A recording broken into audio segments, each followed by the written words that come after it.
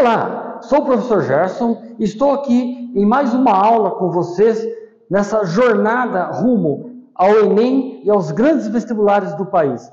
Bons estudos para você! É sempre bom lembrar que na Matemática 1 iremos ver a álgebra, que tem as funções, as exponenciais, os logaritmos e também a trigonometria. Nessa segunda aula de funções da álgebra, vamos ver então intervalos numéricos e vamos ver também depois as operações com intervalo, principalmente a união e a intersecção de intervalos numéricos. Os intervalos numéricos são muito importantes, principalmente quando trabalharmos com inequações, e você utiliza o intervalo para poder dar a resposta, tá bom? Então vamos ver primeiro aí, eu tenho algumas representações aí, eu vou fazer algumas na lousa também para vocês entenderem como que a gente trabalha, tá bom? Eu vou pegar posso pegar o 2 aí, o intervalo B, por exemplo. Então, eu tenho aqui um intervalo numérico. Então, eu tenho a reta R, isso é muito importante, né? Tá bem? E nós temos representado, então, a letra A e B. Note que a letra A, ela está aberta aqui. E a letra B está fechada. E nós temos aqui, então, um intervalo numérico. Eu tenho A, B, estou chamando de intervalo B aqui, o conjunto então B. Então vejam, qual a ideia então dentro da reta R, bolinha aberta e bolinha fechada? A bolinha aberta é quando o elemento não pertence ao meu intervalo. Então está escrito aí que o A não pertence ao intervalo B. E quando a bolinha for fechada, ele pertence, tá bom? Então essa é a primeira ideia. Então aqui tem a representação gráfica. Eu posso representar na forma como está de colchete, não, primeiro chaves, né? Então eu tenho o conjunto B, ele é... Bom, a reta R então seriam os elementos X. Então eu tenho X pertencente aos reais tal que, tá bom? Então isso sempre é o que acaba vindo no começo. Poderia ser às vezes R+, R- ou não. Poderia ser também X pertencente aos inteiros. No caso do intervalo não é a reta R, mas estou dizendo. Podemos ter outras formas também de conjuntos, tá bem? Então, X pertencente aos reais tal que. Então eu tenho o A, o X então estaria aqui no meio. O X então ele é maior do que O. Ou A menor do que X, menor do que B. Notem, quando eu tenho bolinha aberta, o X não pertence, o A então não pertence ao intervalo, então é simplesmente o menor aqui, né? Como o B pertence, eu tenho que colocar o igual, tá bem? Menor igual a B, porque o B pertence ao meu intervalo. Então eu tenho A menor que X, menor igual a B. Ou X maior que A e X menor igual a B. Essa é a forma, então, de eu representar o intervalo. Na forma de colchetes, né, eu tenho B igual. Vejam, o colchete normal seria assim, né? Estou representando a forma de colchetes, tá bom? Só que, qual a nomenclatura que eu uso? Quando o colchete está normal, representa que o elemento pertence ao conjunto. Quando não está, no caso da bolinha aberta, eu tenho que trocar. Então, esse colchete aqui, ó, ele vai ser ao contrário. Tá bem? Então, o colchete ao contrário representa que o meu elemento não pertence ao conjunto. Essa é a nomenclatura. Tá bom? Então, veja. O colchete está ao contrário, ele deveria estar para cá. Então, ele mostra que o A não pertence e mostra que o B pertence. Então, essa é a representação na forma de colchetes. E tem os outros exemplos aí. Eu vou pegar o último também, que é interessante, né? Tá bom? O último eu tenho do zero para frente, que é o D, né? Eu tenho o zero e tenho até infinito, tá bom? E no caso ele pertence, né? Tá fechado aí. O zero pertence. Tá bom? Então qual a forma de eu representar? eu estou chamando de D, né? O conjunto D. Então, eu posso pôr D igual. Tá bom?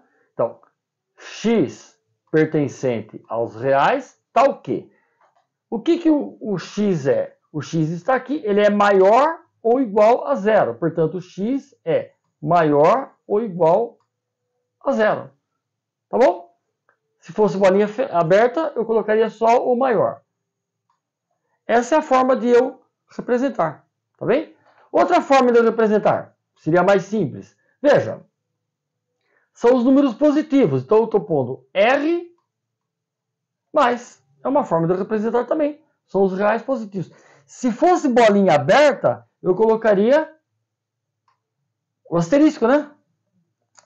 Bem, se eu colocasse o asterisco, seria bolinha aberta. Como é fechada, eu não vou pôr o asterisco. Então, outras formas de representar.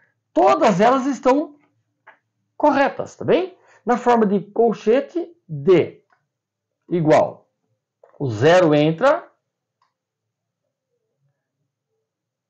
Infinito. Cuidado que o infinito é sempre colchete ao contrário. Tá bem? Sempre ao contrário. Não importa se for menos infinito também ao contrário. Lá. Por quê? Porque o infinito eu não posso fechar o infinito. Não faz sentido. Então, o infinito é sempre está representando uma bolinha aberta. Portanto, o infinito, que ficou meio feinho o infinito aqui, né? Vamos melhorar ele aqui. O meu infinito, então, representa aberto, tá bem? Então, são 3 formas de representar e assim por diante, tá bom? Então, tem outros exemplos aí só para entender, então. Então, bolinha fechada, menor igual, maior igual. Bolinha aberta, só menor ou menor. Colchetes, bolinha aberta, eu coloco o colchete ao contrário. Bolinha fechada, coloco o colchete na forma normal e assim por diante. São representações de conjuntos. Tem outras representações, então, que eu posso fazer, tá bem? Tá? Então, essa é a ideia dos intervalos, o conjunto dos intervalos que a gente chama, então. Na sequência, temos aí, então, operações, no caso, 2 operações, né? A união e a intersecção. Bom, união é mais claro, né? Está unindo. Intersecção representa aquilo que pertence aos 2 ou mais conjuntos, no caso, 2 conjuntos, tá bem? Então, em termos de diagrama de Venn, o que eu tenho? Eu tenho um conjunto A e um conjunto B. Então, vamos colocar os 2 aqui para a gente entender. Tá? Então, conjunto A, conjunto B. Como que eu faço a intersecção? Só essa parte. Porque, simbolicamente, essa parte aqui pertence aos 2 conjuntos. Então, intersecção é a parte que pertence aos 2, 3, 4, quantos conjuntos tiverem. A intersecção é todos esses. Ela pode ser vazia, pode não ser vazia, né? Tá bem? Então, no caso aqui tem. E a união? A união, como eu mostro em cima, aí eu junto tudo, junto todos os elementos. Então, por exemplo, vou pegar um exemplo numérico aqui. Vamos supor que eu tenho aqui, sei lá, 1, 2, 3, 4, vai? B. 2, 4, 6, 8, por exemplo, tá bom? Vamos puxar aqui. Vamos por fora aqui o elemento aqui, tá? Bom, então eu tenho o conjunto A, conjunto B, então. Então, por exemplo, o que eles têm em comum? Tem o 2 e o 4, ó. Então, eu vou colocar, por exemplo, o 2 aqui e o 4 aqui, ó. O que o A tem que não tem no B? O 1 e o 3. 1 e 3. E o B? O B tem o 6 e o 8. Olha lá. Uma forma, então, de eu representar, então, os conjuntos, tá bem? Estou representando o conjunto A, conjunto B, e graficamente, né, através de diagramas de Venn, que a gente chama, né, eu tenho aqui, então, a intersecção é o 2 e o 4, que pertencem aos 2, e o que só tem A é o 1 e o 3, e o 6 e o 8. É uma forma, então, de eu representar isso aqui, tá bom? Tá? Se eu quiser escrever isso aqui, eu tenho aqui A união B. Vão ser todos os elementos pertencentes e não pertencentes. Então, 1, 2, 3, 4, 6, 8. Essa é a união, está certo, né? E a intersecção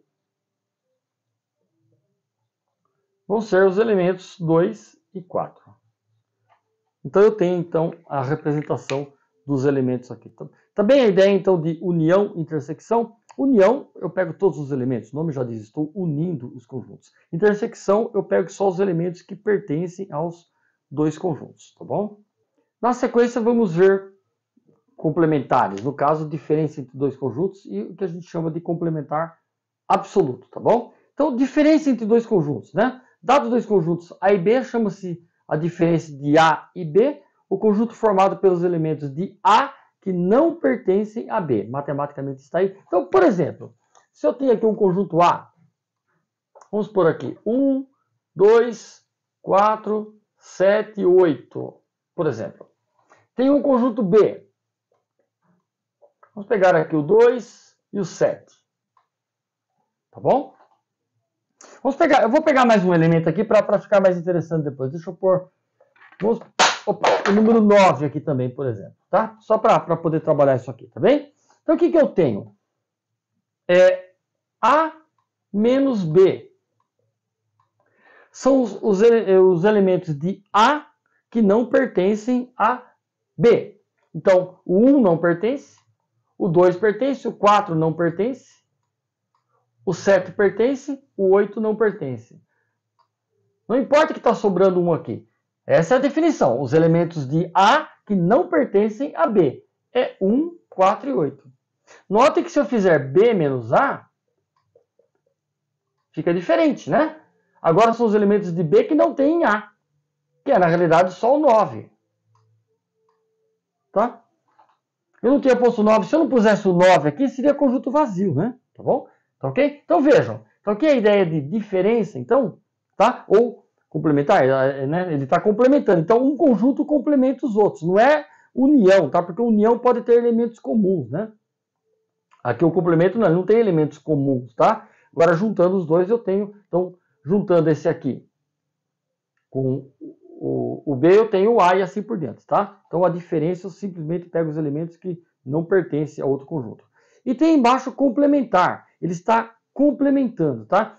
No caso é complementar absoluto. Eu estou me referindo ao conjunto universo. Então tem aí o conjunto universo, como está representando aí. Eu tenho todo o conjunto universo, né? E eu tenho um elemento, um conjunto A lá dentro.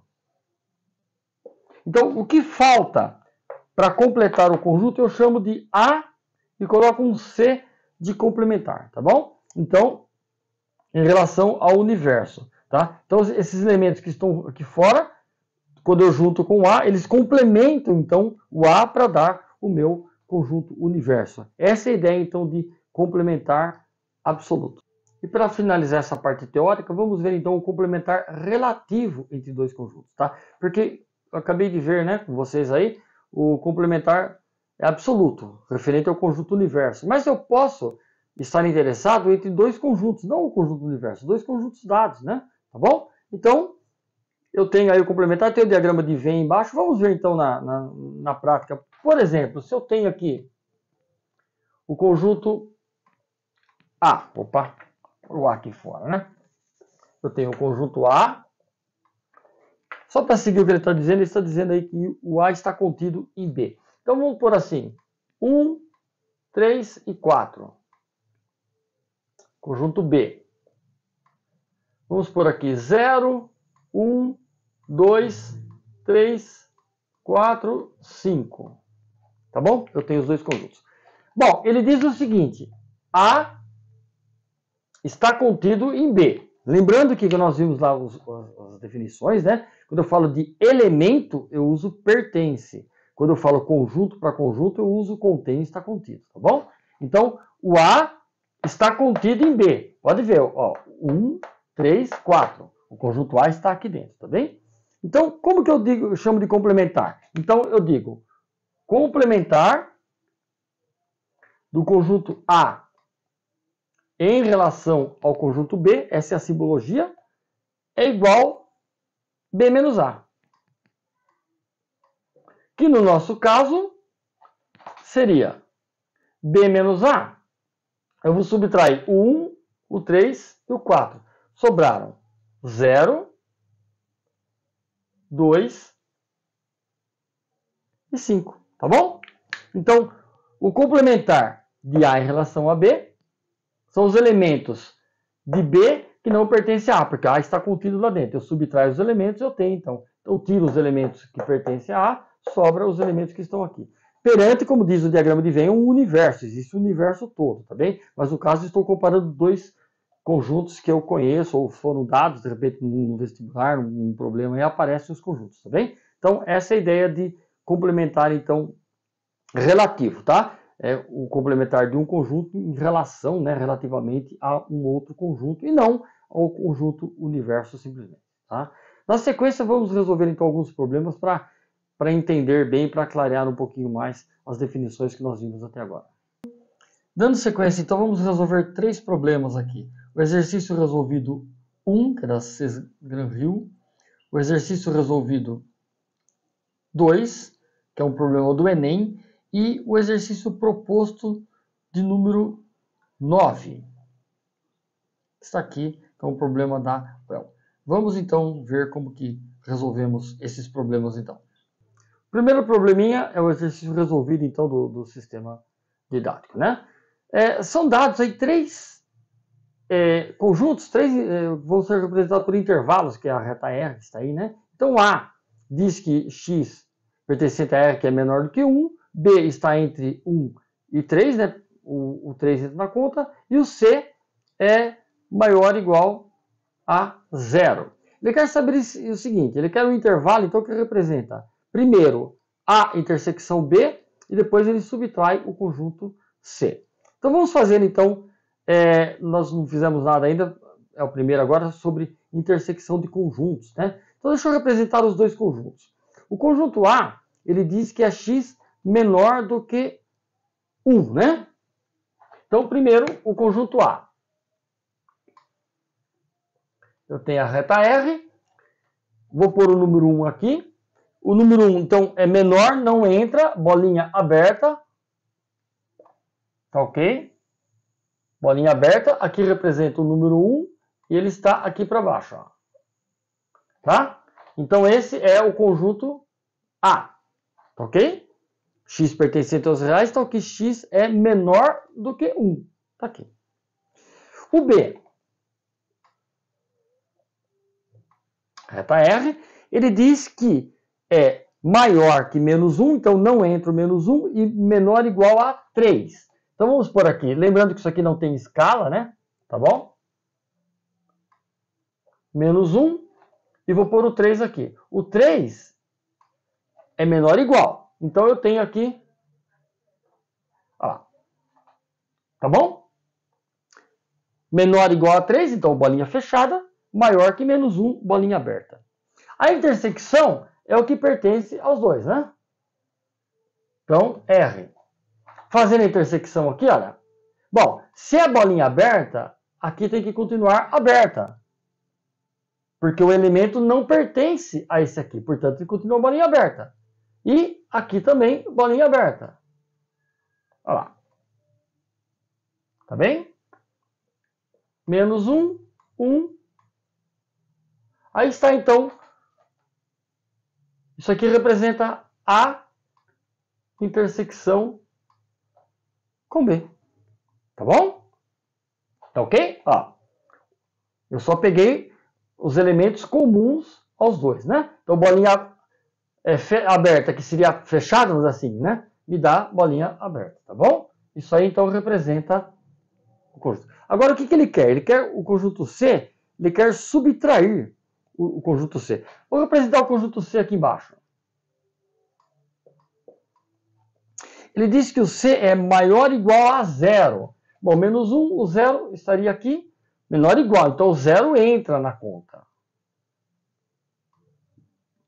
Desculpa, é maior ou igual, tá certo. Olha. Tá bem? Aqui é o 0. Olha lá. Esse aqui é o conjunto C. Meu R aqui. Finalmente, o que eu tenho? A subtração. Quando eu pego esse conjunto e subtraio, tá bom?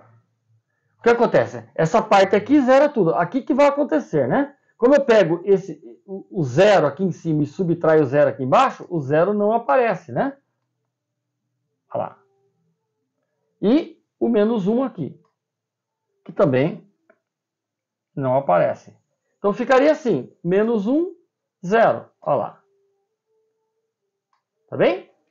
Eu peguei o conjunto, esse conjunto, e subtraí, tá bom? Então todos os elementos que estão, ele não vai ter aqui, né? São os elementos que não pertencem. Então me dá essa resposta aqui, tá bem? É o conjunto R, eu subtraio os elementos que pertencem a C. É isso que nós vimos lá, tá bom? Então eu pego esse conjunto aqui, e todos os elementos que pertencem a C, que são os comuns, eu tiro eles do meu conjunto. Sobra isso aqui, tá bem? Então, o que é a minha resposta? Minha resposta seria, vamos por assim, x pertencente aos reais, tá o quê? Bolinha aberta, aberta. Menos 1 menor que x menor do que 0. Essa é a minha representação. Só para treinar um pouquinho, eu poderia ter posto assim também, né? Aberta, aberta. Então eu colocaria o colchete assim, menos 1, e colocaria o 0 e o colchete aberto, que também não representa. É outra forma, então, de representar esse conjunto, tá bom? Olhando aí, é a alternativa A, né? É a alternativa A que representa, então, o meu problema aí. O segundo problema, que é o exercício resolvido 2, que pertence ao Enem, vamos ler então. No dia 17 de maio próximo passado, houve uma campanha de doação de sangue em uma universidade. Sabemos que o sangue das pessoas pode ser classificado em 4 tipos quanto aos antígenos, tá? Uma pesquisa feita com um grupo de 100 alunos, então o total, né, guardem esse número, 100 alunos, da universidade constatou o quê? 42 deles têm antígeno A, 36 o B e 12 o AB. Sendo assim, pode-se afirmar que o número de alunos cujo sangue tem antígeno O é... Bom, como ele está se referindo mais ao A e o B aí no meio, e ele diz que tem um pessoal que pertence aos dois, vamos trabalhar com um diagrama de Venn. Então vejam.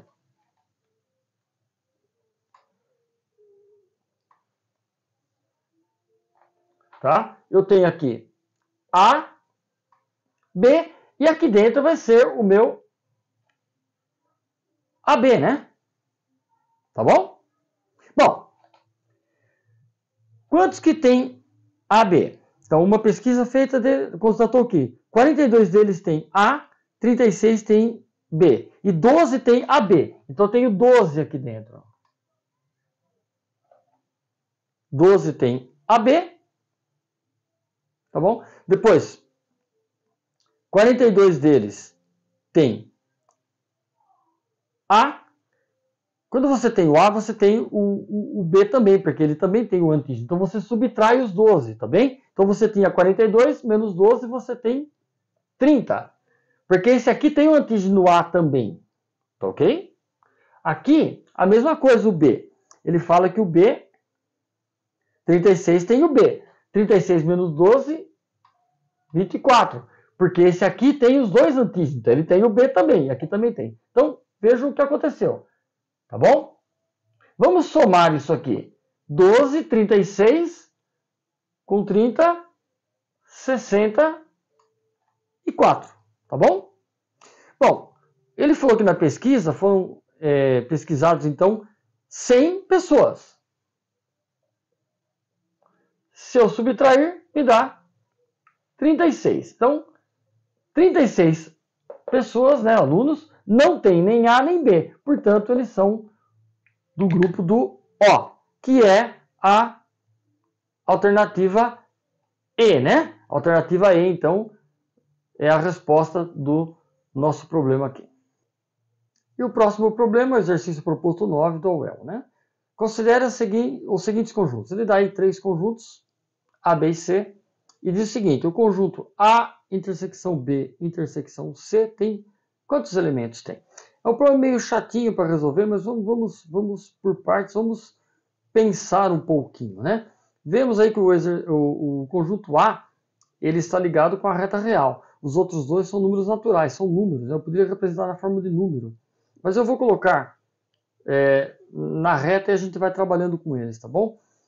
A intersecção B e intersecção C, ele aceita a comutativa, a associativa, ele aceita as propriedades. Né? Então, no caso, eu posso fazer A intersecção B intersecção C direto, não vai fazer diferença, tá bom? Vamos colocar o A na reta real. Então, um posicionamento aqui. A reta real, ele vai de 2 a 20. Como o outro é natural, deve começar em 0. Então, eu vou deixar o 2 um pouquinho para cá. É bolinha aberta, né? Vamos pôr o 2 aqui. E vamos pôr o 20 aqui. Bom. Então, o 2 e o 20. Eu tenho todo esse intervalo aqui para o conjunto A. Tá bem? O conjunto B. O conjunto B, aqui é a reta real, mas eu vou pôr N aqui, porque na realidade ele pertence aos naturais. E diz ali, x pertence aos naturais, tá o quê? X igual a 2N, onde o N pertence aos naturais também. Então o N pode ser 0. Eu pego os valores de N e vou multiplicando por 2. Então, 0 vezes 2, 0. 1, 2, 3, vai indo, né? 20. Bom, para cá, 21, 22, vamos pôr 21 aqui.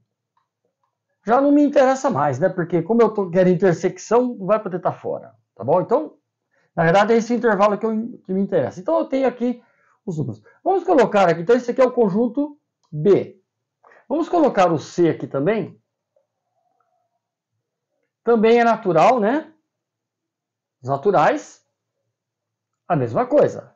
Só que veja a regra aí. X igual a 40 sobre N. E o N pertence a N estrela, quer dizer, não entra o zero. Lógico, né? O N não pode ser zero, senão eu teria divisão por zero e isso não pertence aos reais. Não existe, então, divisão por zero não vai poder dar certo, tá bom? Então, o N não pode ser zero. Mas ele pode ser, então, na verdade, ele é 1, 2, 3, 4 e assim por diante. Note que conforme ele vai subindo, vai diminuindo o número aí. E veja que o x é natural. Então, se eu tiver uma divisão aí, por exemplo, 40 por 3, vai dar 13 alguma coisa. Esse não pertence, porque ele não é natural. Tá bom? Tem que ser número natural. Então, vamos pegar. Quando o x for 1, 40 por 1, 40. Então, em algum lugar aqui eu tenho o 40. Quando for 2, é 20.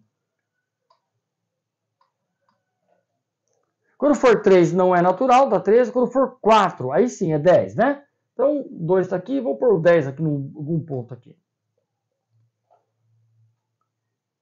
Eu já falei 4, né? Quando for 5, dá 8. Está fora de escala aqui, né? Vou pôr o 8 aqui e o 10 para frente aqui. Vamos pôr o 8 aqui e o 10 aqui. Lembrando que está fora de escala, né? Então, quando for 5, dá 8. Quando for 6, não dá exato. 7 não dá exato. 8 dá 5. Né? 8 dá 5. Depois, 9 não dá. 10 vai dar 4.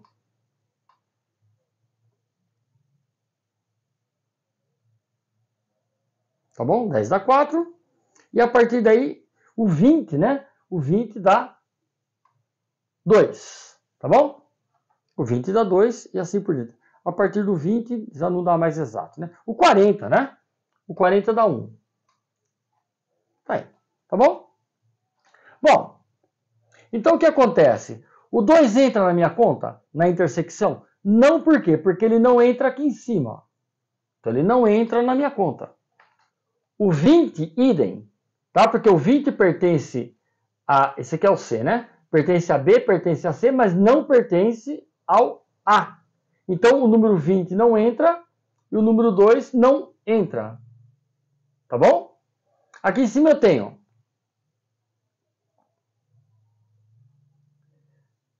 na realidade, eu cometi um erro, eu vou resolver aqui mesmo.